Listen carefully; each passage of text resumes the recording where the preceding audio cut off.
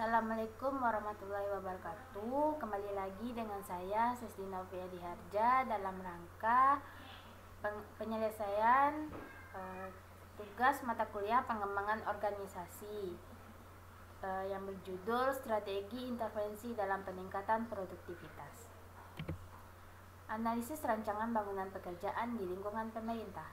Yang pertama ada analisis beban kerja, yang kedua ada analisis jabatan, yang ketiga ada sistem informasi manajemen kepegawaian, dan yang keempat sasaran kinerja pegawai negeri sipil.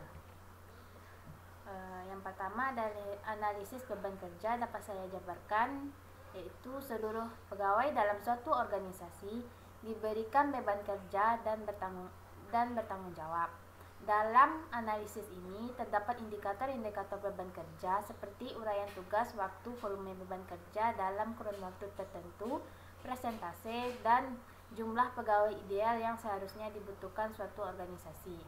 Melalui ABK ini, kebutuhan pegawai di masa depan bisa direncanakan untuk diusulkan pada perekrutmen pegawai baru di Pemkab bila dibutuhkan. Yang kedua, analisis jabatan, yaitu seluruh jabatan pegawai mulai dari staf dan pejabat struktural maupun fungsional masuk ke dalam nama jabatan. Nama jabatan ini ditentukan oleh Badan Kepegawaian Negara yang disesuaikan oleh Pemda. Istilah staf sekarang diganti dengan nama jabatan tertentu sesuai dengan pekerjaan yang ditangani. Misalnya operator komputer, pranata komputer, pengelolaan bahan kepegawaian, kepala seksi, dan lain sebagainya. Yang ketiga, sistem informasi manajemen kepegawaian, yaitu setiap Pemkab atau Pemkot biasanya memiliki situs internet ini. Simpek memuat data kepegawaian jabatan, unit kerja, dan informasi umum lainnya seputar pegawai. Sistem ini juga memuat jabatan kosong, pegawai yang akan pensiun, dan lain sebagainya.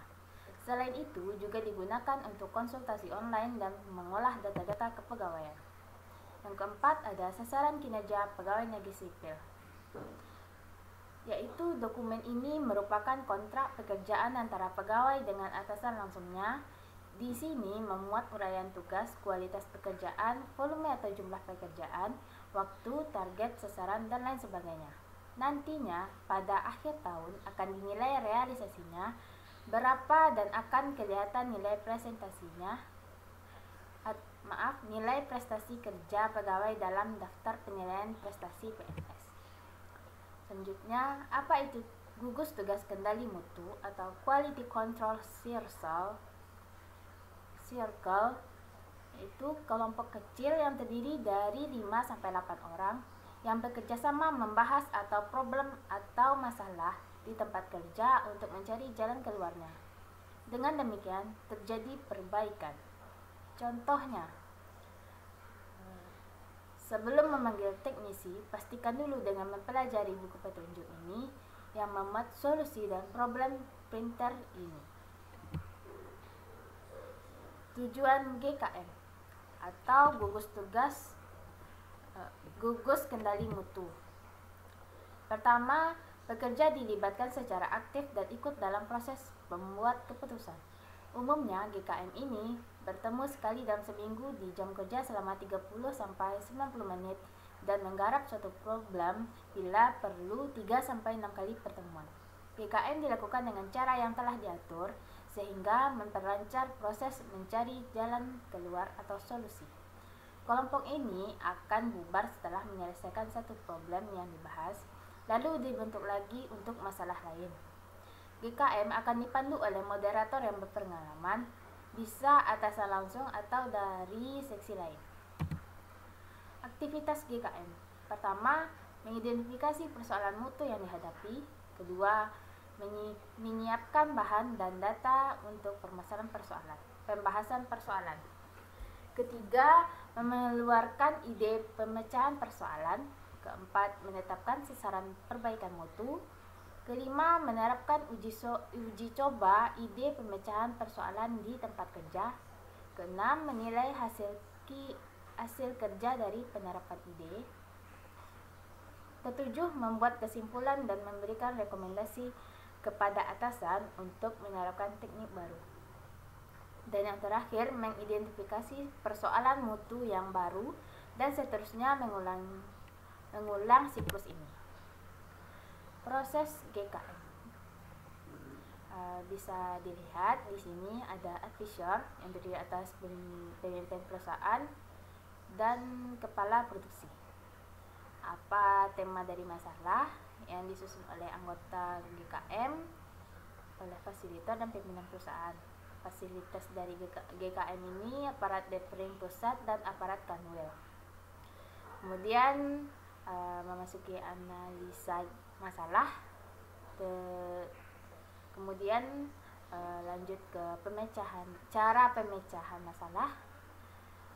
Di dalam cara pemecahan masalah tersebut terdiri atas dua, yaitu dengan cara direview dan persetujuan. Kemudian pelaksanaan pemecahan. Selanjutnya ada monitor hasil, dan yang terakhir ada standarisasi dari anggota GKM. Aturan pertemuan GKM. Pertama, menulis pendapat di atas kertas. Kedua, berbicara 30 detik. Ketiga, tidak memotong pembicaraan orang lain. Keempat, tidak menilai pendapat orang lain. Kelima, menerima keputusan bersama. Keenam, prioritaskan penanganan gangguan di lapangan yang bersifat lebih penting. Yang ketujuh, tidak menyerang atau menyudutkan satu pihak. 8. Laksanakan apa yang telah diputuskan dan disepakati bersama. Kesembilan, lakukan evaluasi. Teknik GKM. Menentukan topik bahasan. Yang pertama, apa problem yang kita lihat atau ditemui di tempat kerja sehari-hari? Apa kenyataan yang penyimpangan yang mendasari perlunya tindakan perbaikan? Ketiga, apa dampak negatifnya di waktu yang akan datang yang akan terjadi jika kenyataan atau penyimpangan tersebut tidak ditangani? Keempat, apa saja yang mungkin menjadi penyebab terjadinya kondisi di atas, seperti faktor manusia, mesin, lingkungan, bahan. Bisa lebih dari satu sebab. Yang kelima, apakah penyebab-penyebab itu bisa dibuktikan? Jika ya, sebutkan secara jelas dengan fakta yang mendukung. Keenam, mencari solusi.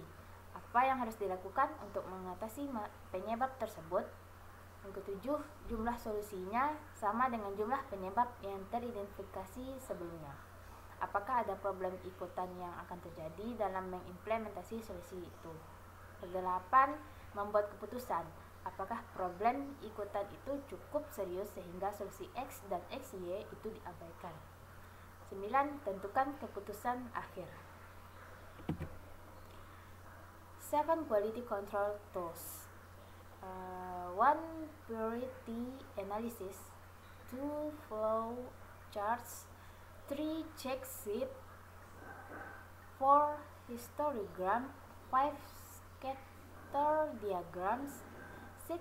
Control charts. 7. Fishbone diagram. Diagram sebab akibat. Diagram sebab akibat atau juga dikenal sebagai diagram tulang ikan merupakan analisa yang dapat Anda gunakan untuk satu, mengkategorikan berbagai sebab potensial dari suatu masalah atau pokok persoalan dengan cara yang rapi. Selanjutnya, menganalisis apa yang sesungguhnya terjadi dalam suatu proses. Dan yang terakhir, mengajarkan kepada tim dan individu tentang proses serta prosedur saat ini atau yang baru. Sekian video dari saya. Apabila ada kesalahan mohon dimaafkan. Wabillahi taufiq wal hidayah. Assalamualaikum warahmatullahi wabarakatuh.